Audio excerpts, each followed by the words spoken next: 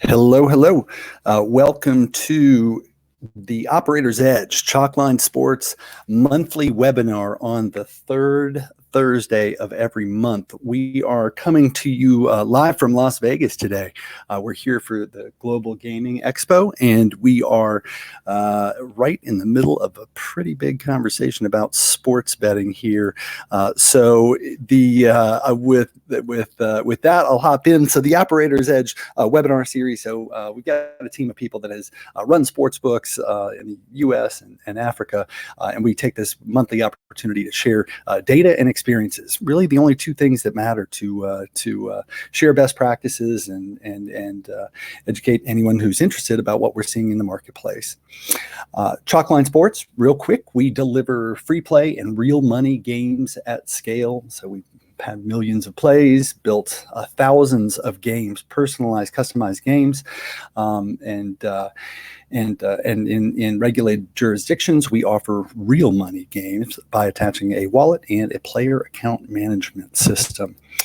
Just recently, this is Joe, to be clear. We were at Jason Foster and I were at ICE Africa, and we launched our developer platform.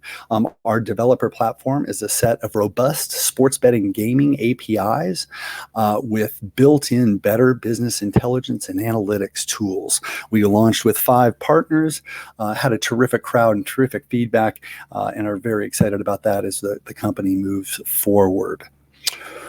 And with that, I will turn it over to our CEO, Daniel Kostelski, for an industry update. Great, everybody. Thank you so much for your time. I'm just going to take everybody through the industry update and what we're starting to see.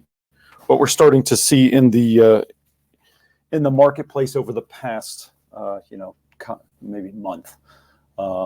If we look across the map of the United States, few states have gone live, and there's certainly some really interesting data that's coming out of some of these states. New Jersey just recently, posted quite an impressive almost $500 million number on handle on sports betting. Also really interesting out of New Jersey was the online gaming and online casino, online poker numbers that came out as well to complement that online sports betting. And I think it's a really good indication of what happens when you have many forms of gambling, and and sports betting is certainly certainly one of the catalysts for the growth, but that's those numbers are really impressive. Pennsylvania has just recently come out with some recent numbers as well.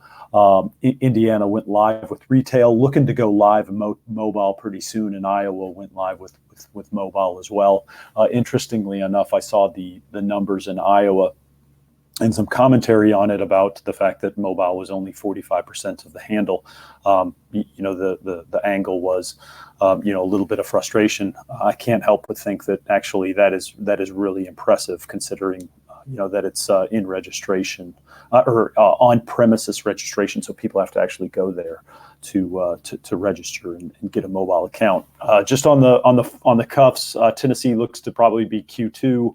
Illinois should be probably a little before that, but I think that there's some rumblings in California around legalization, that legislation that might be starting here in 2020. So just a little bit about what happened in New Jersey. FanDuel's obviously running the roost in New Jersey, and the Meadowlands, I think, is almost at $100 million in net revenues from sports betting.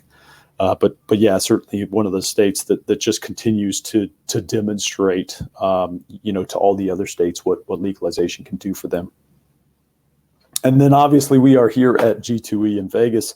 It's been quite a long and lengthy 4 or 5 days, but everybody is talking about sports betting, and in particular mobile sports betting. Sat on a panel with the head of GeoComply and IGT and a couple of consultants, just talking and sharing our thoughts on the value of legalizing, mobile sports betting, but certainly Chalkline's angle was that there are so many things that you can do, and provide, great mobile entertainment, without having the legislation to back up legal sports betting.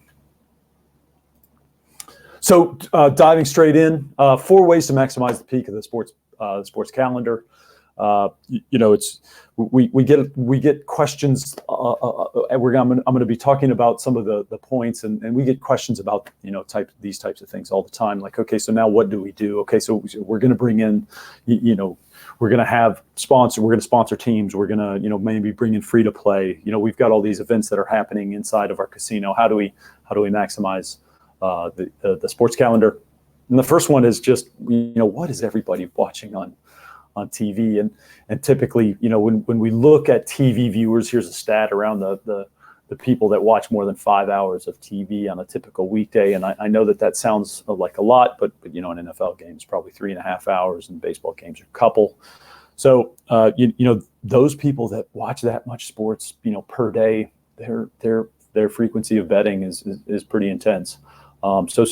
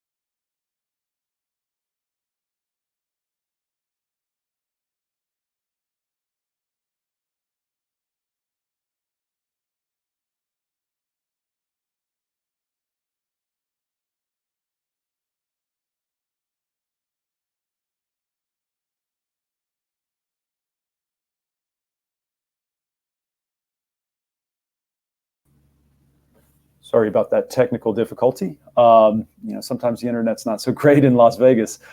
Super Six is another one of those big national, free-to-play games. For those that might have missed it, I was talking about DraftKings doing a massive live prediction game with Pepsi.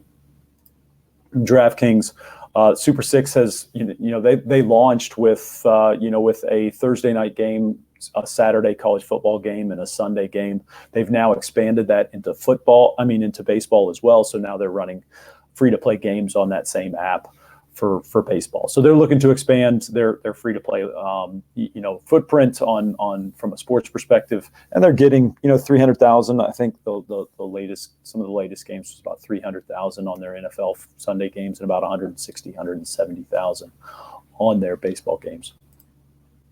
And why is everybody doing these free-to-play games? It's all about data. It's all about understanding the sports fan and bridging that sports fan into a potential sports book, and just understanding what those demographics might look like, what the behavioral opportunities that exist, what people like from a sport perspective, or what people like from a team perspective, or from a player perspective. So collecting all of that data is certainly near and dear to Chalklines' heart, but that's really why everybody is running these games. So reason number 2 is so that you can identify the preferences. We just talked about it, and the skill levels. So there's, it depends on the type of game. Obviously offering hockey games in Vegas, you can start to identify some of the people that are passionate about hockey in Las Vegas. But and providing them with real sports betting markets so that they can see what that looks like. Obviously you can offer basketball, and basketball season has just now picked up. But again, when we start to see players that come in and play basketball games and actually any game, it's really about how many times maybe they're picking the Lakers to win, or picking a particular team or a particular side. And it's developing that customer data profile. We also offer insured games, and the insured games, you'll see out of Fox and certainly some of the other, the other free to play games is just about generating an interest. So if you're running a casino or a book, there's it's a really good opportunity for you to generate some good marketing and a nice campaign around a large insured prize. And it's also not just about the big sports. There's a long tail of sports fans out there. Here's a game that includes the Champions League. This is a potential Tennessee sports book that's running an EPL hat trick game. Just pick the correct score of a couple of EPL teams. And sometimes it's not that space around offering free-to-play games in football or baseball or basketball is pretty crowded. So finding those opportunities in the long tail, can yield much better results.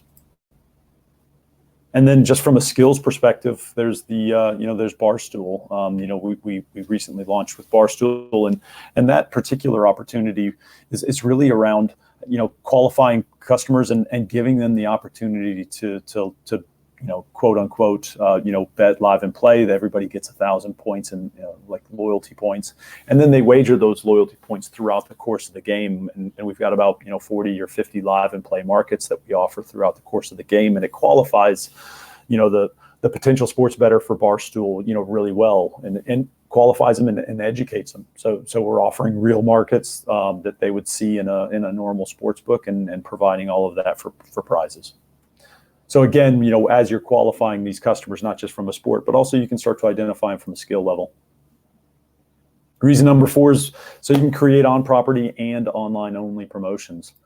It's almost every single property is running some type of promotions at a bar, at their sports bars, and really how do you tie those in? Well, resorts have done a pretty good job of doing that with their Super Pick'em and driving home the ability for them to talk about drink specials and those types of things in the bar, but then also engage with those customers in those sports bars. And also a decent sized prize like 40,000 is certainly a nice campaign. But how many people are actually watching baseball? There's a lot of interest in the Astros and the Yankees, and that's what everybody's doing in sports bars, in the casinos or around the U.S. And how many people can you engage with a pretty fun game? They're sitting in your sports bar in a casino, and that's a really great opportunity to start to understand those customers. And you can look down maybe the longer tail, and the Breeders' Cup is coming up, and certainly we've got some clients that have OTBs or are in states where there's tracks, and they know that there are people that are going to be betting on breeders and offering, a nice free-to-play game to obviously educate customers, acclimate them to sports betting, but engaging with the passion points that they're interested in. The UFC is really interesting because what we find is that the UFC fan, they tend to rate out as potential bettors, and so offering all of the fights free to play, this is a really good opportunity to engage those potential customers and those fans. And then last but not least, obviously, Joe just came back from South Africa, and the Rugby World Cup's going on, and again, it's really about the long tail and finding opportunities to reach many different types of fans, and at the end of the day, it's about customer, how much a customer costs to acquire versus the customer lifetime value. And if you're able to find those sports and those opportunities where customer acquisition costs are pretty low, like around events like the World Cup, here in the United States, there's going to be plenty of people that are watching these games. Engaging with them in a free-to-play manner is a great way to touch those passion points for them. And then reason number 4 is you just have to plan for 2020. What we do understand is that marketing budgets take some time to propose and to establish, but that's really what it's about. Is we're in October. There's a lot of sports going on right now, but how are you going to plan for 2020? And just as you think through where regionally speaking, where you are. What are your patrons typically watching? Are they watching a lot of baseball, or are they watching a lot of football? You might be a lot of people watching cricket. If that's the case, I can tell you that they're probably going to be, there's a higher propensity that they'll be betting on those particular events. And then how do you engage with them? Obviously, you can throw parties and viewing parties at your casinos.